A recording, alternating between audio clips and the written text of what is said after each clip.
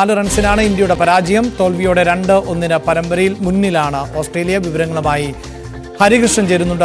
ഹരി, അവസാന നിമിഷം അല്ലെങ്കിൽ അവസാന ദിവസം ആവേശകരമായിരുന്നു. ഒരുപക്ഷെ വിക്കറ്റ് വീഴാതെ പിടിച്ചു നിന്നിരുന്നുവെങ്കിൽ സമനിലയെങ്കിലും നേടാമായിരുന്നു. ആ അവസരം പോലും ഇന്ത്യ നഷ്ടമാക്കി. എങ്ങനെയാണ്, എത്രത്തോളം ദയനീയമാണ് തോൽവി?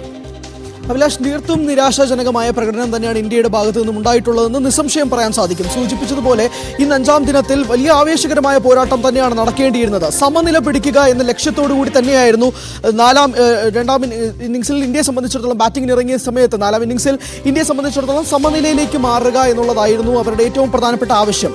തുടക്കത്തിൽ ബാറ്റ് വീശിയപ്പോൾ തന്നെ അത് തന്നെയായിരുന്നു ഇന്ത്യൻ ടീമിന്റെയും ഇന്ത്യൻ്റെ. പക്ഷേ കാര്യങ്ങൾ 5ാം ദിനത്തിലേക്ക് വന്നപ്പോൾ മാറുന്നൊരു സാഹചര്യമുണ്ടായി.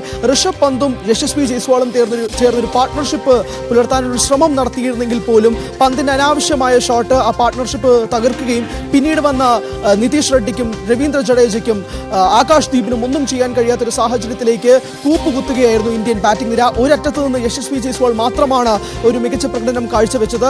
അപ്പോൾ പോലും വിവാദങ്ങൾ കൊഴുക്കുകയാണ്. ജയ്സ്വാളിന്റെ വിക്കറ്റ് തേർഡ് അമ്പയർ കൊടുത്തത് ശരിയല്ല എന്നുള്ള നിലപാടിലേക്ക് തന്നെയാണ് ഇന്ത്യൻ എക്സ്പേർട്സ് നിൽക്കുന്നത്. അപ്പോൾ ആ ഒരു സാഹചര്യവും വിവാദങ്ങളും തകർത്തുകൊണ്ടിരിക്കുകയാണ് ഈ ഒരു അവസരത്തിൽ. എന്തായാലും 184 റൺസിന്റെ ഈ തോൽവി, മെൽബൺ ക്രിക്കറ്റ് ടെസ്റ്റിലെ ഈ തോൽവി ഇന്ത്യയെ സംബന്ധിച്ചിടത്തോളം വേൾഡ് ടെസ്റ്റ് ചാമ്പ്യൻഷിപ്പിൽ ഫൈനലിൽ നേരിടുന്ന ഒരു വലിയ തിരിച്ചടി കൂടിയാണ്. കാരണം 5ാം ടെസ്റ്റിൽ കൃത്യമായി സിഡ്നിയിൽ നടക്കുന്ന ആ മത്സരത്തിൽ ഓസ്ട്രേലിയക്ക് വിജയിക്കാനോ സമനിലയിലോ പിടിക്കാൻ സാധിച്ചാൽ ഓസ്ട്രേലിയക്ക് വേൾഡ് ടെസ്റ്റ് ചാമ്പ്യൻഷിപ്പ് ഫൈനലിലേക്ക് കടക്കാൻ സാധിക്കും. ഇന്ത്യ എത്രമാത്രം പ്രതീക്ഷയിൽ ഈ ബോർഡർ ഗവാസ്കർ ട്രോഫി സീരീസിന് മുൻപ് ഇന്ത്യക്ക് ഉണ്ടായിരുന്നു. വേൾഡ് ടെസ്റ്റ് ചാമ്പ്യൻഷിപ്പ് ഫൈനലിൽ ക്വാളിഫൈ ചെയ്യുമെന്ന് കരുതിയിരുന്നു. അതെല്ലാം പാടെ മാറുന്ന ഒരു സാഹചര്യത്തിലേക്ക് വരും. ദക്ഷിണാഫ്രിക്ക കഴിഞ്ഞ ദിവസം ഫൈനലിലേക്ക് ക്വാളിഫൈ ചെയ്തിരുന്നു. ആരാണ് എതിരാളികൾ എന്നത് സംബന്ധിച്ച ഒരു നിർണായകമായ ഘട്ടവും കൂടിയായിരുന്നു ഇന്നത്തെ ദിവസത്തിൽ ഉണ്ടാവേണ്ടിയിരുന്നത്. എന്നാൽ ഇന്ത്യ 184 റൺസിനുള്ള ദയനീയ പരാജയത്തോട് ഒടുവിൽ അത് സാഹചര്യങ്ങൾ മങ്ങുന്നൊരു സാഹചര്യത്തിലേക്ക്, അത് സ്വപ്നം മാത്രമാകുമോ വേൾഡ് ടെസ്റ്റ് ചാമ്പ്യൻഷിപ്പ് ഫൈനലിലേക്കുള്ള ഇന്ത്യയുടെ ക്വാളിഫിക്കേഷൻ എന്നുള്ളതാണ് ഇനി ഏറ്റവും ഉറ്റുനോക്കേണ്ട കാര്യം. വിവാദങ്ങൾ ഒരു സമയത്ത് കൊഴുക്കുകയാണ്. അതോടൊപ്പം തന്നെ ഇന്ത്യൻ ടീമിൽ രോഹിത് ശർമ്മയുടെയും വിരാട് കോഹ്ലിയുടെയും ഫോം ഇല്ലായ്മ, പ്രത്യേകിച്ച് ഈ സീരീസിൽ എടുത്ത് നോക്കുകയാണെങ്കിൽ തന്നെ ആ ഫോം ഇല്ലായ്മ വല്ലാതെ തിരിച്ചടിയായി മാറുന്നൊരു സാഹചര്യവും കൂടി നിലനിൽക്കുകയാണ്.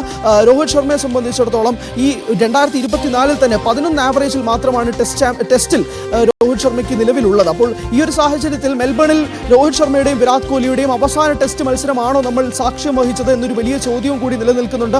ഇന്ത്യൻ സെലക്ടേഴ്സിനെ സംബന്ധിച്ചിടത്തോളം നമുക്കറിയാം രവിചന്ദ്രൻ അശ്വിൻ ഈ സീരീസിനിടയിൽ നിന്നാണ് വിരമിച്ചു പോയത്. അപ്പോൾ ആ ഒരു സാഹചര്യത്തിൽ 5ാം ടെസ്റ്റും കഴിഞ്ഞ് രോഹിത് ശർമ്മയും വിരാട് കോഹ്ലിയും ടെസ്റ്റ് മത്സരത്തിൽ നിന്ന് തന്നെ വിരമിക്കാനുള്ള ഒരു സാധ്യതയും കൂടി ഈ മത്സരത്തിന് ശേഷം വലിയ രീതിയിൽ കണക്കുകയാണ്. ഇത് എന്തായിരിക്കും അത് സംബന്ധിച്ചുള്ള വിശദാംശങ്ങൾ കൂടി അറിയേണ്ടതുണ്ട്. എന്തായാലും ഒരു കനത്ത തോൽവി തന്നെയാണ് ഈ 4ാം ടെസ്റ്റിൽ ഇന്ത്യക്ക് നേരിടേണ്ടി വന്നത്. അഭിലാഷ്, വാർത്തയുടെ വിശദാംശങ്ങളാണ് ഹരികൃഷ്ണൻ നൽകിയത്.